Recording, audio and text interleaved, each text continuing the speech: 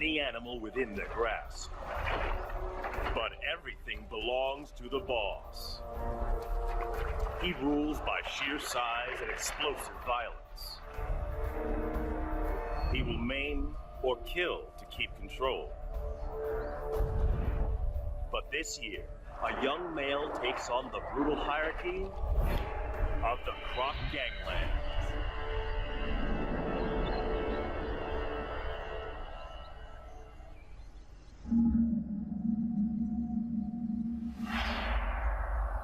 When a baby hippo dies of heat stroke on this beach, only one crocodile has the right to claim the bounty.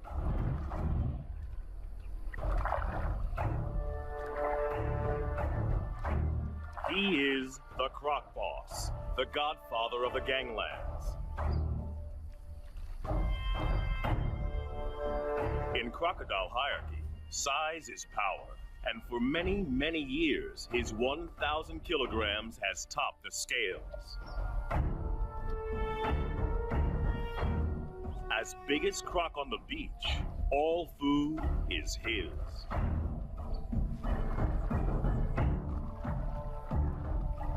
The other crocodiles don't have the power or rank to oppose him.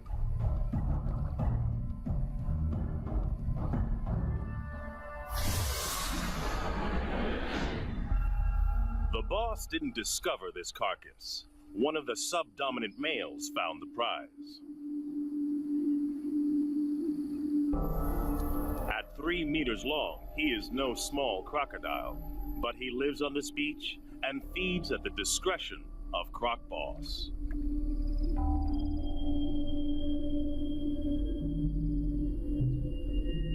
All the smaller crocodiles understand the rules. They only eat if the boss allows it. All along the river, territories work the same.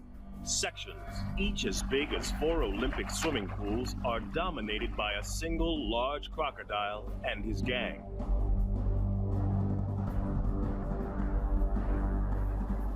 Croc Boss is the biggest of them all, but for most of the year, there is a peaceful truce between him and the other leaders. Border skirmishes mostly occur during the mating season. Smaller crocodiles may join the gang as long as they obey 3 simple rules. Croc Boss gets the best food. He is respected at all times, and only he mates with receptive females. Gang members break the rules at their peril. But there is always a younger rival, trying to get big enough to become a boss in his own right. These pretenders are shadow bosses, waiting for their moment. We call them phantoms. There have been other takeover bids. A smaller male tried to mate with one of the boss's females.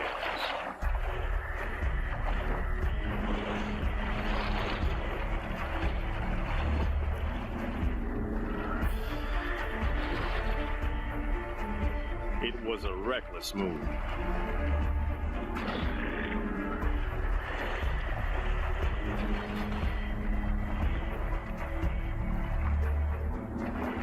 The challenger's bony armor was no match for the boss's brutal bites, as powerful as a trash compactor.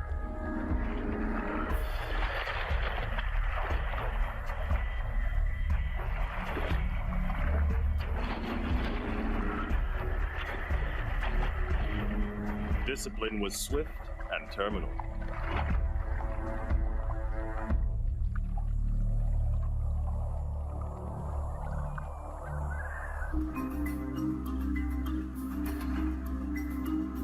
This Croc Boss's territory in Africa is a stretch of the Luangwa River in Zambia, in the South Luangwa National Park.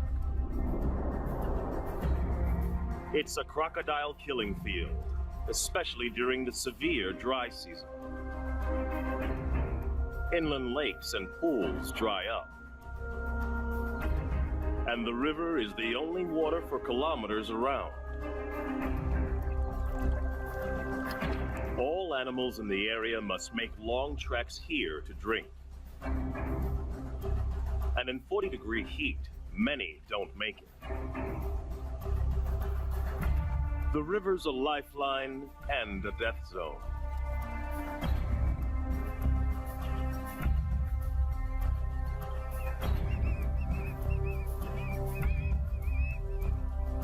For the croc gangs, the living is easy. Even the smaller ones get to feed.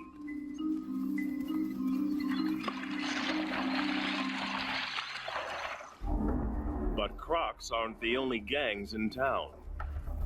Lions also know the riverbanks are teeming with easy pickings. And they're willing to fight the crocs for food.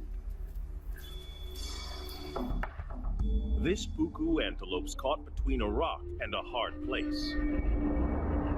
After fleeing from the lions, he's stranded on an island in the croc-infested river. He's got to get off or starve.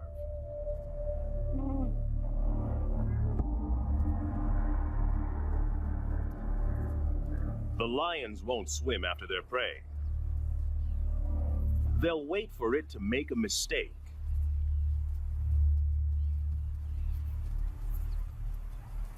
The puku's biggest threat lies in the water. The young phantom is perfectly placed for an attack. Away from the gang, this antelope is his to lose. There's no way the croc can catch the puku on the land.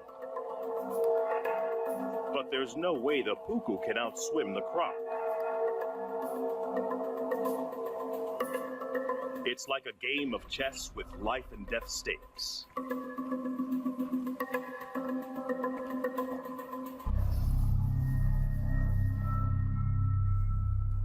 The puku has to use the land to put as much distance as he can between himself and the waiting croc,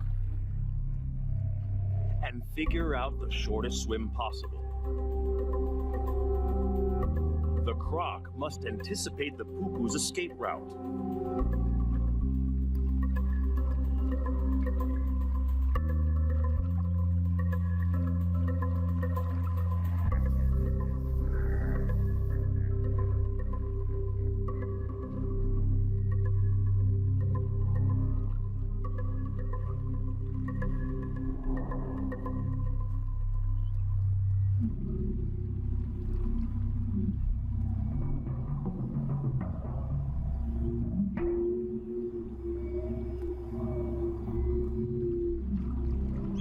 Life boils down to a simple equation of speed versus distance.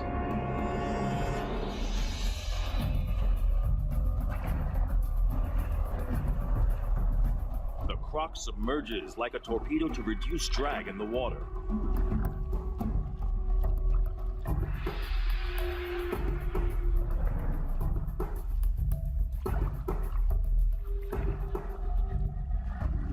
But his top speed of 10 kilometers per hour is not fast enough.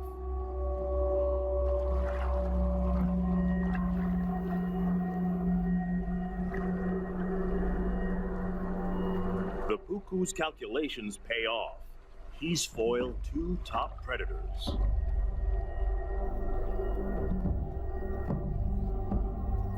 The young croc misses an easy kill.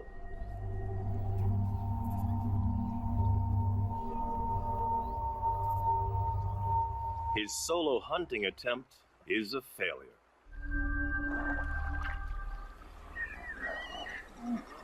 But the dry season has another food bonus on offer.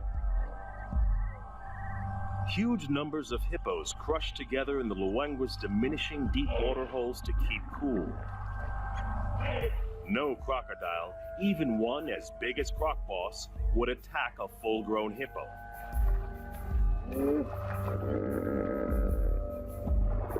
They are way too big and dangerous to take on. A single hippo bite would destroy a big crocodile.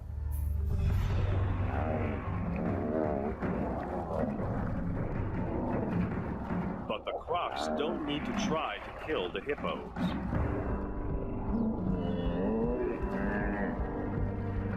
In crowds like this, these aggressive 3-ton herbivores will often fight to the death.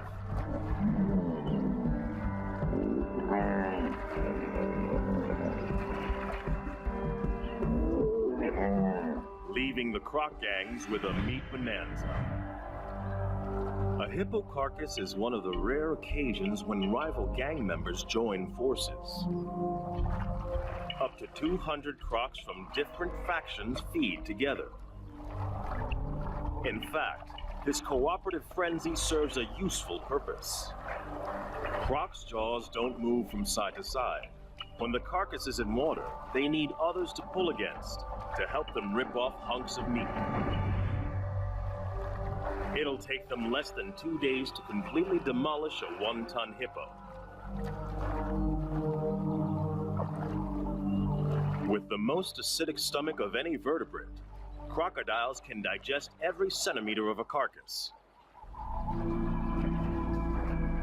And as usual, the final chunk of meat goes to the croc boss.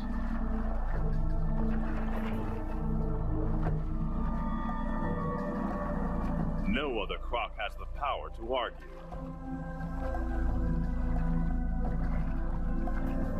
Cooperation is officially over.